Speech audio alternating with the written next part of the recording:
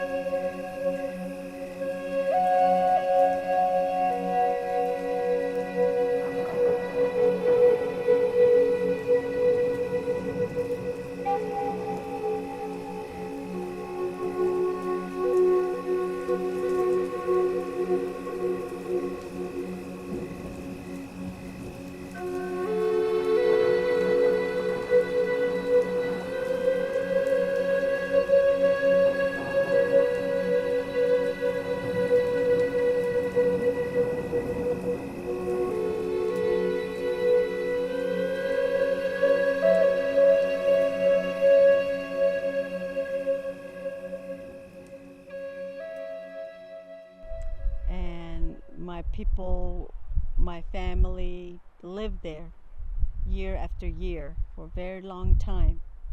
But most of the time now I live in Black Rock, and I also used to live in Canyon Point, Atratesa, on the between the two canyons, Canyon de Chelly and Canyon del Muerto.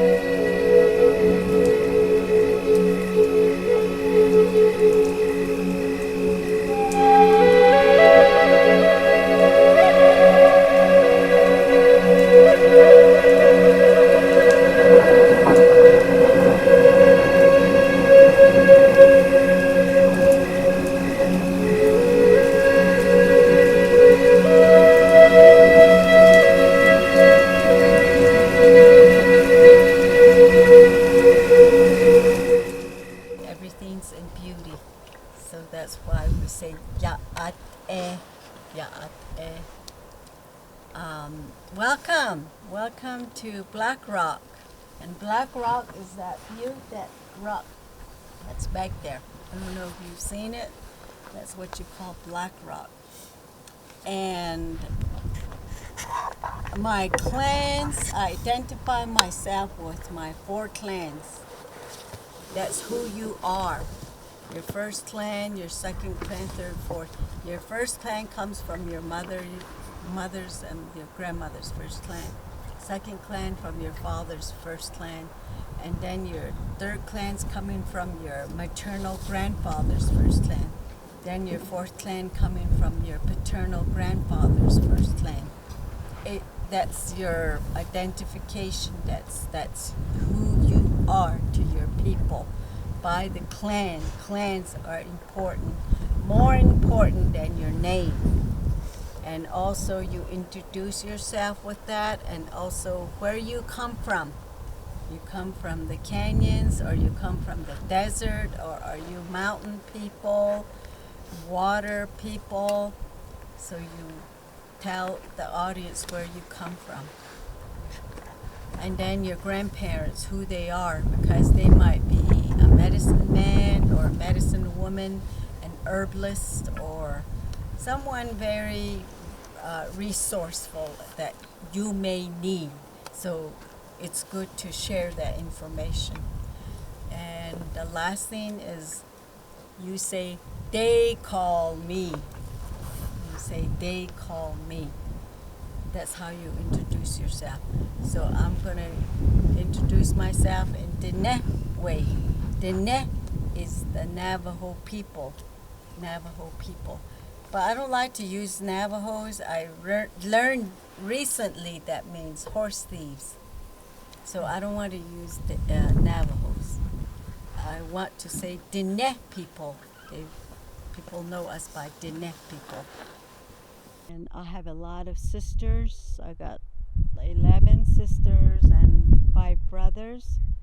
And I also have a daughter. Her name is Anna.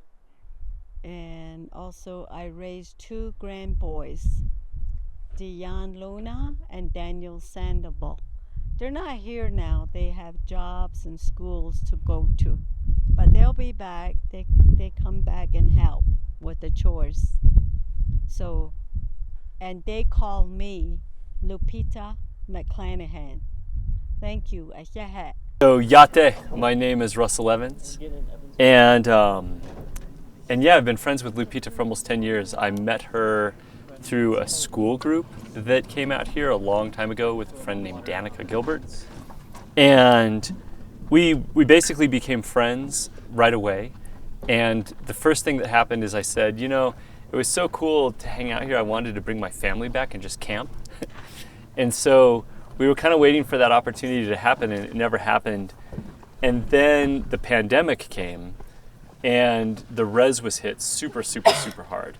So there were like National Guard field hospitals because there were so many people sick. In the first month of the pandemic, Lupita had 4 or 5 relatives pass. And it was just like, bam, there were checkpoints. People were running out of food. It was really crazy. And so our friendship really developed because during 2020, when everybody was in quarantine, my kids and I came down and we just delivered a whole bunch of supplies to the area to basically be like, here's some fresh food. There were certain times we could drive in and drive out. And that was a great time because even though we were all outside and we separated at the distance of 2 sheep instead of 6 feet, that really just helped our relationship, because it's like, okay, when things get tough, who's going to actually be there for you? And so after I got back from that trip, Evan, who was in charge of EWB, was telling me that with Engineers Without Borders, they're always doing these trips abroad, and with the pandemic, there was no way that they were going to be able to do the trips abroad. And so I talked to Lupita and I said, hey, could there be a project for us? And she said, yeah, like we need firewood cut for the community. And I want to explain just really quickly like why that's so important. Out here, there is no economic development to speak of. And so because there's no economy, there's no young people, because there's no jobs. And so if you want to hold on to your traditional ways, you can stick out here and not have much, but you can have at least your land and your connection to your lineage. But if you want anything else, like a cell phone or a truck or a job or a future in the modern world, you have to leave. And that must be the toughest choice of like, hold on to your family and your tradition or not be poor. And that really sucks. And so Lupita just brought to my attention that there's all these elderlies out here on this land where they have a little hogan, they have a little shack, and that's all that they have left, and that plus years of life to go. So by bringing Engineers Without Borders out here, it's great because we get to bring all these young people out here to work and to cut the wood, because there are no other young people out here. And so we get to like fulfill this need. Yeah, so this is a trip that happens every year. on our Colorado Mesa's fall break, we work with Russell, who's our main connection, with Lupita. We stay on her property and camp out for Friday night, Saturday night, and we're chopping wood. Second we arrive, Friday day, and then into the evening, and then all day Saturday, chopping wood for the elderly there. CMU Engineers Without Borders, and right now we're out in Canyon de Chelly, Arizona, cutting wood for the elders. And it's pretty nice. We've got a nice little system going. Get up there, no, ain't no way in hell. Wanna try it? Alright, what do I have to do to provide my dignity? One more. Alright, where am I going? One more, last one. One more! Got this. Carrying a whole tree. Where am I going? Where is it? So what that persists of is that, so we find a spot, right, where we see like a bunch of trees, preferably dead. So, and well, they have to be dead. And we roll up with the trucks, everybody gets off, and we have people with axes, and we walk around for a little bit. We see a tree that we like, decent size, and we strip it, we cut off all the limbs, and sometimes we get different types. I think today we were cutting pine trees and juniper trees. So depending on what they want, we'll cut that down. And so the tree gets stripped, then we'll call over the sawyer. The sawyer will cut it down and cut it into multiple pieces. Then we'll take it back to the trucks and then back to the people's homes. EWB CMU comes down every October over fall break. It's a long weekend, so it's 3 days. We come down on a Friday, leave on a Sunday. And we come down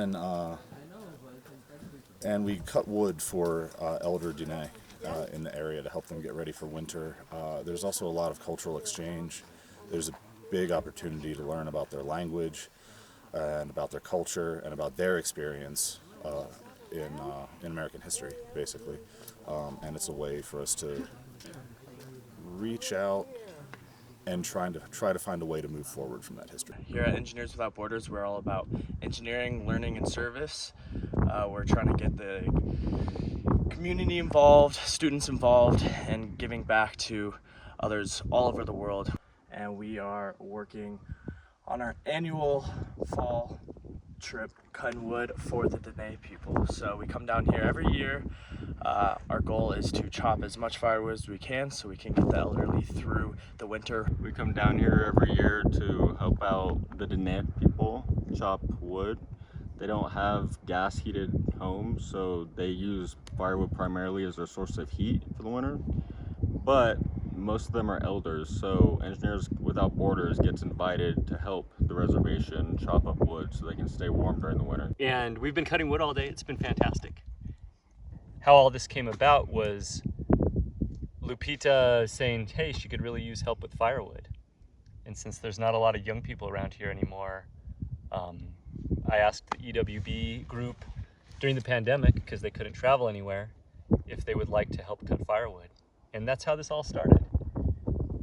And so I juxtaposed like that idea of like, what do we do about the genocide? And well, I don't know, but I do know that all the people that we've delivered firewood to today need firewood to get through the winter. And if we can do that in a good way and help folks out, then that is a useful thing for us to do. And so here we are, just a whole bunch of kids in the canyon, cutting wood, developing relationship, and learning how to be in relationship. And so right now we're down in the canyon and we're on Lupita's ancestral land. And what's so cool about this is she invited us to come and walk around on this. And right now where I'm sitting, there have been less than 500 white people ever to be in this spot. And the reason that we're here is we were invited. This is our first plastic axe down. I think we're about 4 or 5 wood axes and mauls, 1 plastic. We're running low. I found an arrowhead. You said it's the most natural thing on the ground next to all the wood we were chopping up. And they have a ritual, spiritual ritual that takes place when an arrowhead is found. So Lupita examined it briefly and mentioned she has to take a deeper look to determine how she proceeds with what we will do next. So Paul was granted the right to carry it back with him. Hopefully you don't lose that on the way. And Andrew back there? Yeah. So basically we were like, we were exploring this like little canyon that's over by Lucia's home, and we saw this thing that we thought was like a corn mill. So a bunch of people went and hiked up, and Russell, he went and he like looked inside. And like a couple nights later, like Lupita was like talking around the campfire. She was telling us about skinwalkers. It was like really scary, and she told us that when she was little, because she grew up here too, the cave that we found, that her parents would tell her that that was where the skinwalkers lived. And her daughter Chris was here with us too, and she and her husband were sleeping in their car, and in the night her husband heard a tapping on the window, and he thought it was just one of us kids, but we were all asleep, and Lupita told us it was probably a skinwalker. And then that night when she was telling us, her dog was barking. Her dog had not made an entire sound the entire time we had been there, and the dog was barking in the direction that Lupita said she like heard something, and it was pretty scary. So yeah, so this is a trip that happens every year on our Colorado Mesa's fall break. We work with Russell, who's our main connection with Lupita. We stay on her property and camp out for Friday night, Saturday night, and we're chopping wood. Second we arrive, Friday day, and then into the evening, and then all day Saturday, chopping wood for the elderly there. So they're always so appreciative of us coming down, helping them get through winter, and we're equally as appreciative of letting us in their sacred land and kind of walked where few have walked before. So it's spiritual experience, and one that I'll hopefully be partaking in every year to come from now. So We meet up at 6:30 a.m. at the CMU campus in Grand Junction, Colorado, and we load up. We have all our stuff loaded up. We pile in trucks and cars and whatnot, and drive 5 hours down to the reservation. We get here about noon, and then we kind of acclimate for a little while, a couple hours, and then head out and break up into groups, go into the woods, and cut every dead tree we can find, and bring it back, and then bucket up, split it, and deliver it to various families. We got 3 or 4 families we serve, and there's a lot of partnership. A close friend of mine and his family is a big part of this. It's actually his connection that put us in touch. One of the things that I think is really valuable is whenever we can get people from our culture, from the modern world, meeting with people from this culture, from Lupita's world, and actually like come together over common purpose, whether that's cutting wood or even digging like a hole for the porta potty, things like that, then not only do we get work done, but that builds relationship, because then it's almost like cutting the firewood is the excuse. Because when you're done cutting the firewood, then you get to sit around and hang out by the campfire and tell stories and get to know each other and build relationship and become friends and become relatives. And if we can do that, then I know it's healing. And so I'm just really, really honored that the EWB has come out here for 4 years in a row now. And we've cut I don't know how many truckloads of firewood. And it's really made a difference to a lot of people's lives. And I know that everybody who comes out here, regardless of how much they interact with Lupita or her relatives, I know that the land touches them. And that's a beautiful thing. So, thank you. I'm so happy you managed to come here, and you want to help the Dine people. A lot of Dine people don't have pickup trucks, so they can't haul their firewood, and they try to buy them early, or I know Jean, my cousin's sister that lives at the point, every winter she drags them over by foot, and she's older than me, and she drags her wood to her home. And there's a little pond she takes her containers over there, her I think gallon like juice, empty gallon. They take it over there and they get the pond water, and she uses that to boil water. It's really hard. It's beautiful here. I love it. I'm used to working, but I'm sort of slowing down. But that's how we live here, is getting our own firewood, and we have to go like close to 15 miles to Chusca Mountains out there to get our water. Sometimes my daughter says, go ahead, use some water. So she has a modern house, and I take some water from there. But people don't travel. Things had changed. The weather had changed. There's no water in the canyon, so we can't plant anymore. Fruit trees are dying off, and some of our grandchildren are leaving the land, and they're going to cities or towns to find work. So we have to do what is kind of easier for us older ones now. So that's why this had become a winter home instead of a summer home, Black Rock.